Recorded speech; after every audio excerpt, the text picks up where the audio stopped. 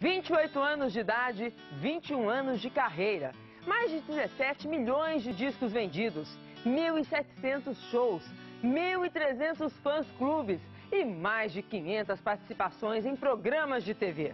Sandy Leia Lima praticamente cresceu diante das câmeras e hoje vai contar o que viu da vida. A vida muda o tempo inteiro, né? Então acho que a gente não pode nem se iludir demais e ficar confortável demais com as nossas vitórias e nem ficar triste demais, arrasado e deprimido demais com as nossas derrotas, porque tudo isso muda, tudo isso passa. E ter essa certeza de que vai passar é reconfortante. Então a gente tem que ter essa consciência de que a vida passa, de que a vida muda muito, as coisas mudam. E a gente tem que saber aproveitar o melhor de cada momento que a gente está vivendo.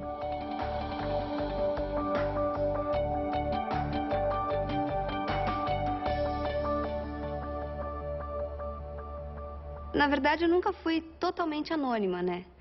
E eu me lembro de ir à escola, quando eu era bem pequenininha, e as pessoas já falavam, aquela ali é a filha do Chororó. Ou a filha do Chitãozinho Chororó, né? Como algumas pessoas ainda gostam de falar. Meu pai e meu tio foram se apresentar num programa da Globo, chamava Som Brasil, e era apresentado pelo Lima Duarte.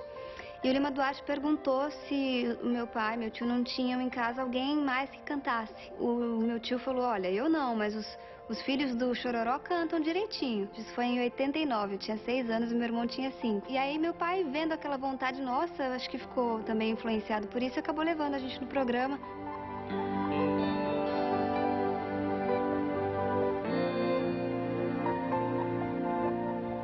Começaram a surgir convites espontâneos, assim, de gravadoras. E eles não queriam, eles tinham medo, achavam que era uma responsabilidade muito grande para 2 crianças tão pequenas, e era mesmo.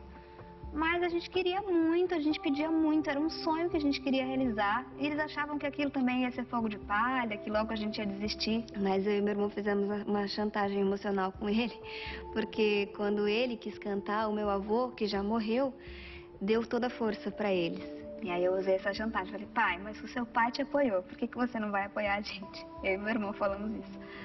E aí ele, tá certo, tá certo. Eu gravei meu primeiro disco aos 7 anos. Aos 8 eu já estava fazendo turnê pelo Brasil, já tinha lançado o disco e tal. E eu tive sorte de estar bem estruturada, de conseguir lidar com tudo isso e sair ainda uma pessoa normal. Acho que não fiquei muito louca.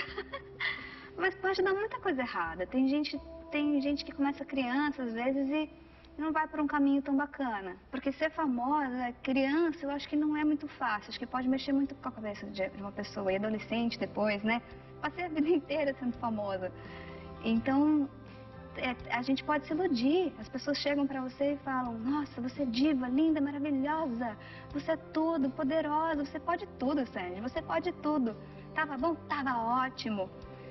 Às vezes a minha mãe chegava e falava, hoje não foi tão bom. Você pode melhorar nisso, nisso, nisso. Entendeu? Eu tinha alguém que tinha os pés no chão e que me falava, me dava a real. Acho que é muito importante ter alguém que te dê a real, sabe? Pra você saber que você não é perfeito. Não é assim não, entendeu? E eu sempre soube disso. Eu e meu irmão ficamos juntos como dupla por 17 anos. Olha, a separação do meu irmão aconteceu de uma maneira bem natural para nós dois. Foi ao mesmo tempo. Nós dois tivemos a mesma ideia ao mesmo tempo. Eu não consigo nem explicar. É engraçado, a gente fez um caminho um pouco inverso, né? A gente começou muito famoso e grande para depois se tornar um pouco menor. Eu fiz show para 1.200.000 pessoas. Eu vendi 3 milhões de cópias nos tempos áureos das vendagens de disco, né? Porque hoje em dia não existe mais isso.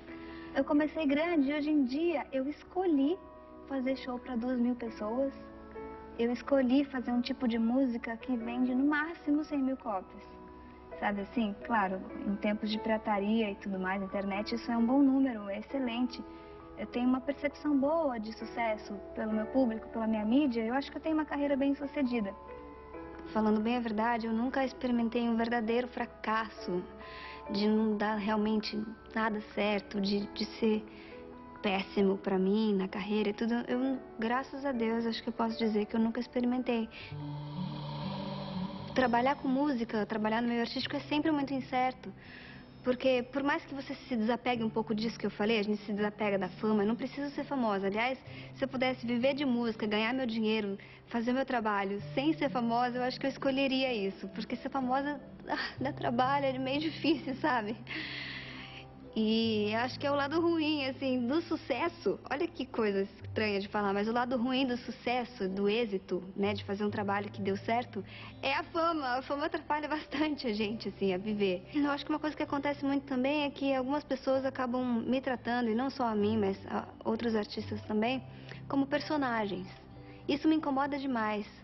Quando eu vejo comentários, assim, na internet, essas bobagens que o pessoal parece que tem uma liberdade quando tá na internet, quer comentar alguma coisa, vira monstro, bota todos os seus monstros pra fora, assim, só fala bobagem. Mas, enfim, de vez em quando eu leio alguma coisa e o que eu percebo é que as pessoas estão me tratando ali, ou os outros artistas, como personagens, como se não soubessem que por trás dali tem um ser humano que sente, que sofre, que chora, que vai ao banheiro, que tem problemas. Eu acho bem estranho as pessoas ainda falarem em virgindade sabendo que eu tenho 28 anos e que eu sou casada. Parece que estão querendo fixar essa imagem assim pra sempre, sei lá. E, né, por que não deixar o tempo passar? Por que não deixar ter a percepção das coisas como elas são, como elas mudam? De uma maneira geral, eu dou opinião sobre qualquer assunto, não tem problema de falar de sexo, sabe? E aí o que acontece? Aí já ficam com aquela coisa, nossa, mas a Sandy mudou. Ai, a Sandy de santinha virou devassa, não sei o quê. Mas não é nada disso, eu sou um ser humano normal. Todo mundo fala de sexo e eu não posso, entendeu?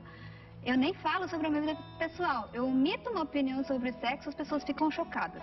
Então existe um falso moralismo, uma certa hipocrisia no país do carnaval, da bunda e tudo mais. Eu quero ser eu. A vida é muito curta para você ficar brincando de personagem, sendo que você não, fazendo o que você não quer fazer, sendo o que você não quer ser, só para as pessoas pararem de falar certas coisas de você. Não, deixa falar então. Eu sou eu e pronto, acabou, entendeu? Eu acho que a gente não pode se fechar. Às vezes as pessoas se fecham muito pro que o outro tem a dizer, pro que o outro tem a ensinar, pro que os momentos que a gente está vivendo têm a ensinar pra gente, pro que as derrotas que a gente vive têm a ensinar pra gente, pro que os mais velhos têm a ensinar pra gente. A gente às vezes se fecha um pouco porque fica, sei lá, ou olhando pro próprio umbigo, ou porque tá inseguro, ou porque não confia naquilo, não quer se entregar e tudo mais. Sei lá, seja por qual motivo, às vezes a gente se fecha. Eu já vi muito isso, eu já vivi isso. E eu acho que a gente está aqui para aprender. E se a gente não se abrir, não abrir a cabeça, o pensamento para as novas descobertas, para que o mundo tem para mostrar para a gente não vai sair do lugar. Então, isso é uma coisa que eu gostaria de ver na vida.